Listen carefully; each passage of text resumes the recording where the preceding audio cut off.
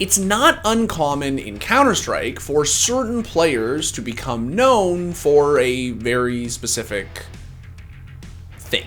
It could be their prowess with a particular weapon, the mastering of a deadly mechanic, or even a single galaxy-brained play. Bring more. This is so smart. Oh, this is huge. Doji's throwing a nade into the corner just as the bomb's gonna go off. They're both gonna go down. Now, while some of these traits are based on hard data, others are unquantifiable, mythological even.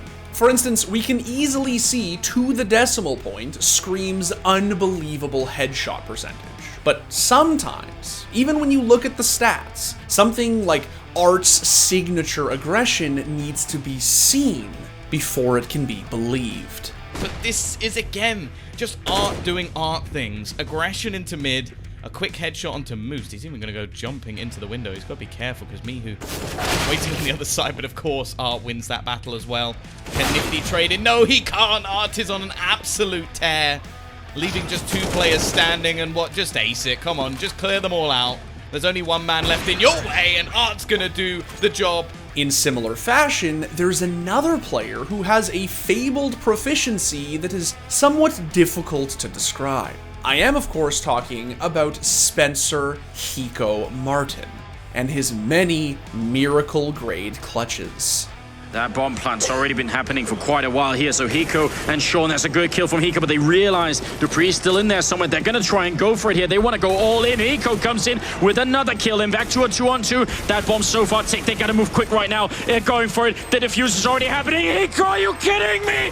He's gonna go for it. They win the round. Hiko picks up a triple and Cloud9 win it. What? But what if I told you that it was all a lie? That all of the praise Hiko's received over the years for his magnificent clutches has been undeserved. That all this time, Hiko has been baiting. Well, you'd probably say nice meme, because Hiko being a baiter has been a bit of a running joke for years now. But ever since he made the jump from Counter-Strike to Valorant and switched from playing entry to, well, Sova, his intel-oriented playstyle has been put under the microscope. And with 100 Thieves struggling coming out of Valorant's first competitive year, the so-called jokes have devolved into criticism, and sometimes even vitriol. Hiko's just the biggest baiter of all time. So what exactly is the truth? Is the lasting legacy of one of NACS's most storied pro players that of a clutch artist? Or just that of a master baiter? You got debated.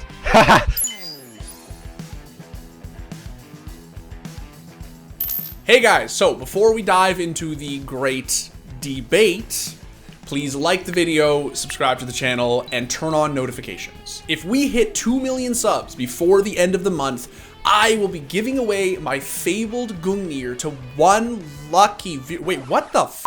I didn't sign up for this. Alright, so when it comes to North American Counter-Strike, there are very few players whose names carry the same clout and historical significance as Hiko. Of course, this is mostly due to the fact that he's been around for so damn long, and because he's repeatedly melted our minds over the course of his career. And now it's a 1 versus 2, and Hiko, he's something of an expert in this field, looking for a little bit more. He wants them to peak. He wants to see if they can get one more chance. The rest are in position, and Hiko fakes it once, going to go out for a bit of a fight. Now, 20 seconds left. Soon, he won't be able to fake it. They're going to be too close. He's wrapping around. He's not looking for the fake. He's looking for the kill. Going to get one more in here. 15 seconds, jumping up and shooting. He's going to go for the fire. Hiko sprays down. He gets the frag. He's going to win the round.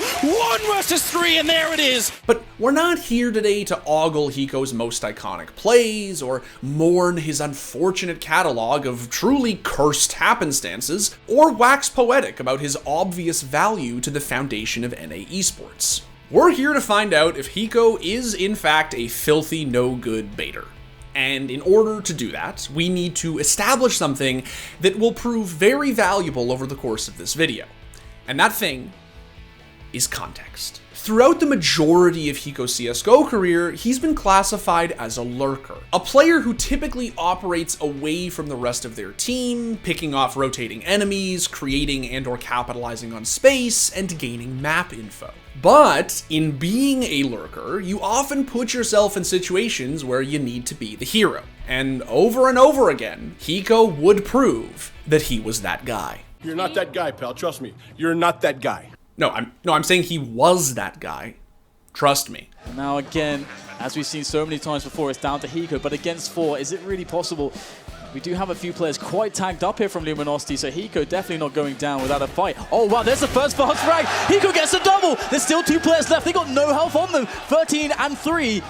Hiko creeping around the site now. There's still time.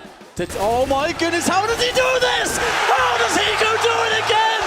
On top of this, Hiko was typically a site anchor on CT, meaning that he would often hold an aggressive position on a site, and as such, be the last to rotate. Now, this wasn't an absolute, of course.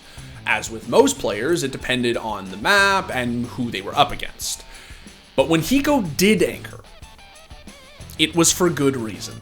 Because let me tell you, facing down a lone Hiko on B wasn't always the easiest task. Here it is, the only caveat that they have to that strategy, and that's the fake it and go inner. Is it going to be the classic win? Close it out on an Hiko. Hiko with the 3K. Make it 4 with the 5-7. Now, the thing about lurkers and anchors is they're often the last ones left alive if things go sideways. And sometimes, when you weren't playing with your team because it's what your position required and they all die without you, you do run the risk of being labeled a baiter. You know, the FPS slur that aptly describes scum of the earth teammates who, regardless of the situation, wait till all of their teammates are dead to mop up the mess for their own personal glory. Ah! Stop baiting your mates, man! But I'm not! She baited! Now, it just so happens that because our boy Spencer was both an anchor and a lurker, he usually was the last man standing. And from that recognizable pattern, the Hiko is a baiter meme was born. Now, of course, like all things spammed ad nauseum in Twitch chat and plastered across the HLTV forums, it was totally harmless and all in good fun.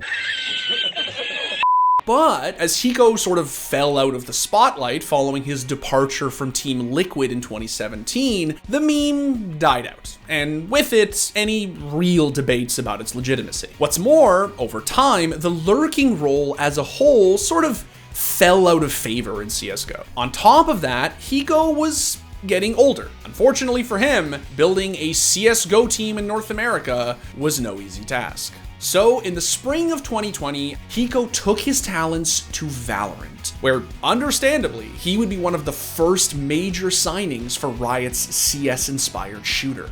Our first player ever signed to our Valorant team, Hiko. Now, anyone who watched Valorant back then knows that the first iteration of the 100 Thieves roster was interesting, to say the least. Let's just say that it was Hiko with 4 PUBG pros, and Hiko was playing entry on Raze. Because A, he was cracked and had a super high sensitivity and tons of experience, and B, because again, he was the only Counter-Strike player. And that went about as well as you'd expect. This round maybe could be going for 100 Thieves, but Venerated keeps on putting together some shots.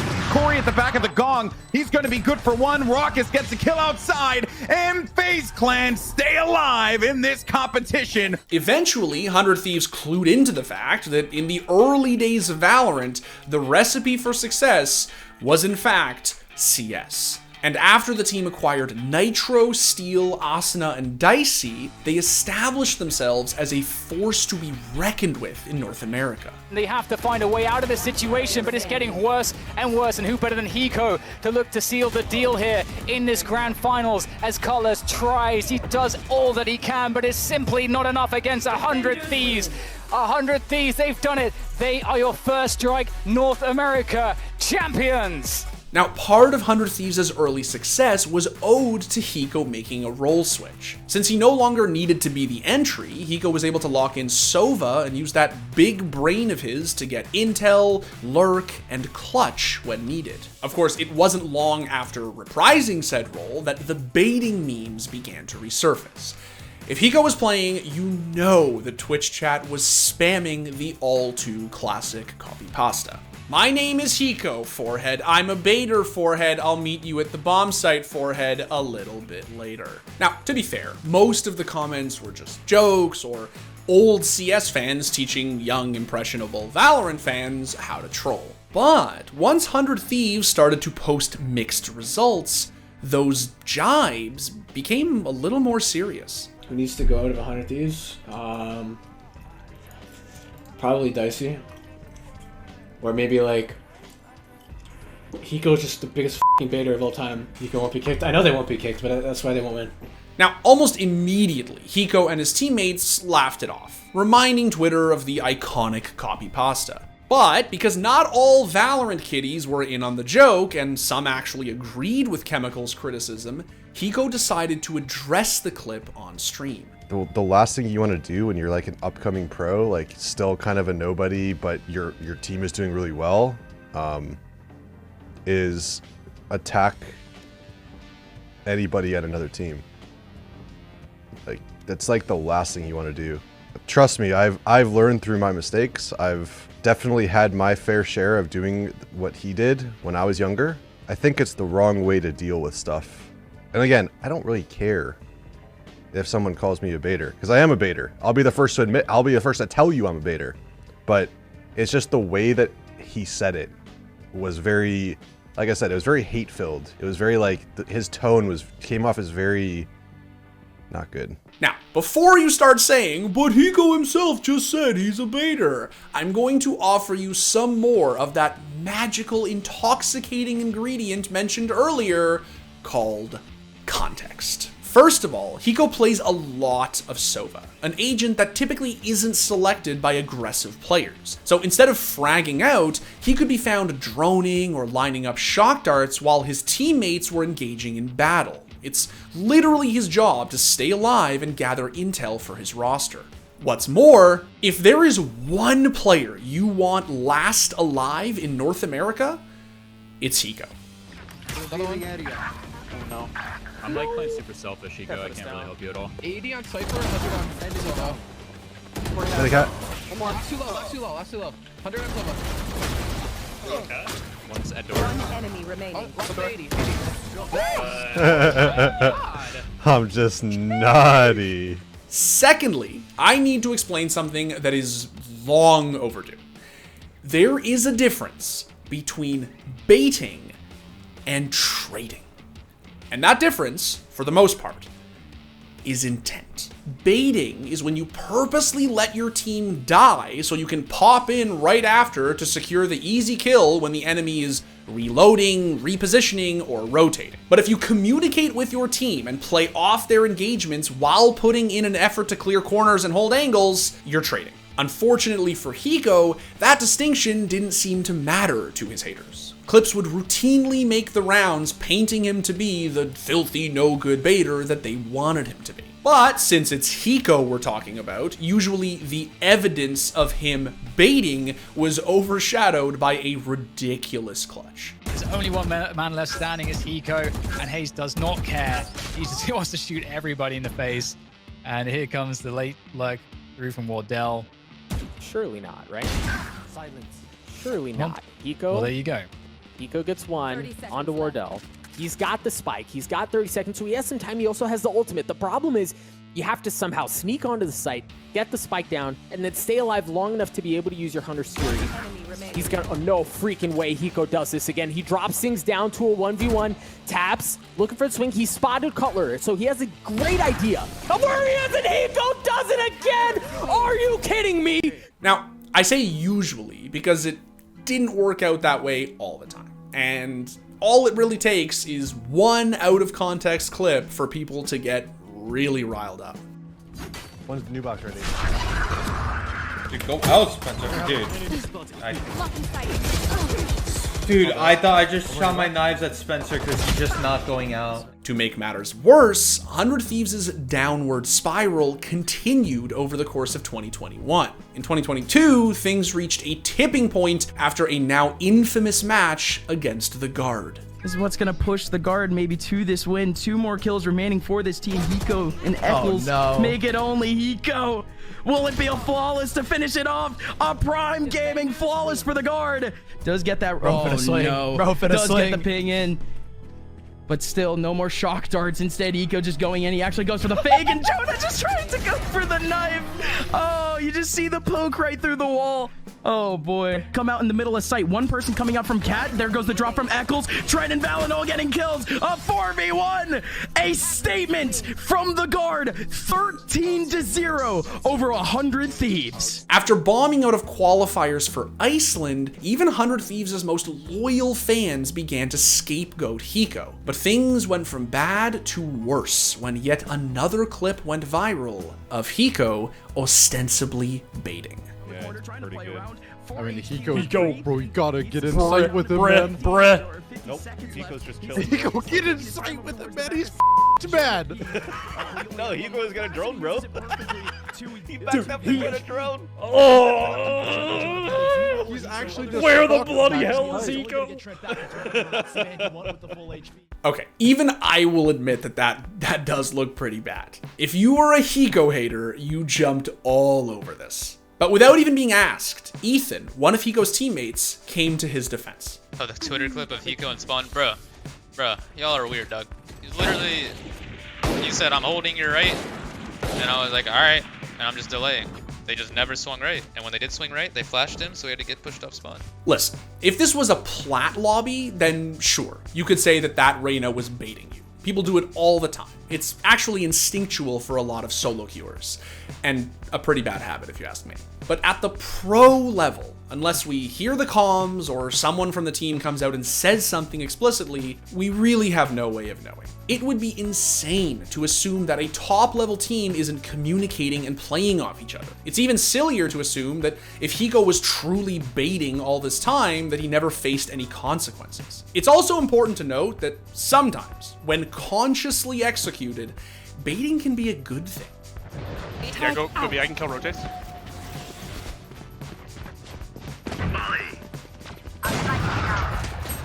Spike down B. One enemy remaining. I have the spike. Now, look, you could probably make the argument that Hiko's playstyle, be it grounded in trading or baiting, isn't exactly what 100 Thieves needed. For whatever reason, the results just weren't there, and the team just wasn't jiving. But were they really gonna part ways with the guy who's been on the team since the very beginning? It would be a difficult decision to make, but thankfully, Hiko made the call himself. I'll always miss competing. I'm gonna always miss like all the people I've made friends with, going to events, traveling. But at the end of the day, like, it's gonna allow me to do something that I've always wanted to do, but I've never had the time to actually do it. So, to make a long story short, is Hiko a baiter? No. At least, not in the way that the average player might define it. It's safe to say that it hasn't been Hiko's secret career-long plan to let his teammates die so he can pull off these insane "are you kidding me" grade clutches. He would never hang out people to dry. That's just not the type of person or player that he is, was, and presumably ever will be. He was always ready to help to any player. He could take any spot. I think he's one of the greatest teammates, and I think he's one of the smartest guys. Hiko's mythologized heroics shouldn't be reduced to a joke at his expense. They should be revered as a testament to not only his skill, but his legacy. He might never have obtained CSGO's most prestigious silverware, and his success in Valorant was, sadly, short-lived. But what he gave us instead was 14 years of legendary individual moments of brilliance. And I personally wouldn't trade that for anything. Shadows good for one. Hiko trades one out. Oh, just narrowly not able to get the second. He goes and pitching in. He's able to get a second one. Hiko, 24 health, running for the fences. Chronicle has plenty of health. Chronicle on the tap. He's got to get Bros don't fake. He's got to get it to happen. Oh Hiko swings out. He gets 4. He gets the Red Bull clutch. You'll really enjoy the fact that when I tweeted at the official Rainbow Six Siege Twitter account about how they wouldn't follow me, the official Siege Twitter account just responded to me with emotional damage, but didn't follow me back. They just responded with emotional damage. That's it.